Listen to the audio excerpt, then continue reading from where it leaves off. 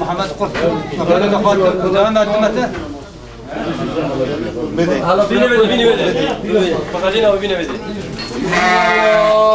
أكبر الله أكبر الله أكبر لا إله إلا الله الله أكبر الله أكبر ولله الحمد.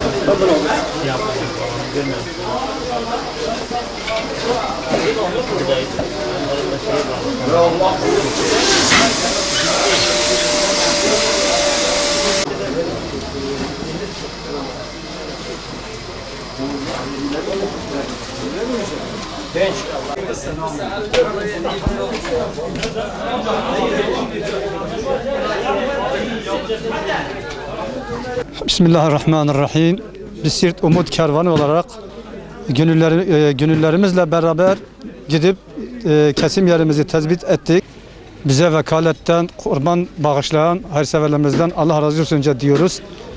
Ve biz Umut Kervanı gönülleri olarak beraber gelip bugün inşallah kesimimizi burada yapacağız.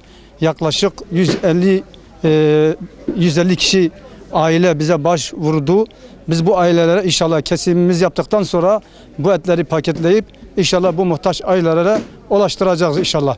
Bize bağışta bulunan veya bizimle beraber kesime gelen hayırseverlerimizden Allah razı olsun diyoruz. Desteklerini bekliyoruz. İnşallah çok güzel bir hayır yapmışlardır. Bu mübarek günlerde zaten bizim toplumsal olarak da böyle hayırlarda yarışmamız gerekir inşallah diyoruz. Allah bağışlarından razı olsun.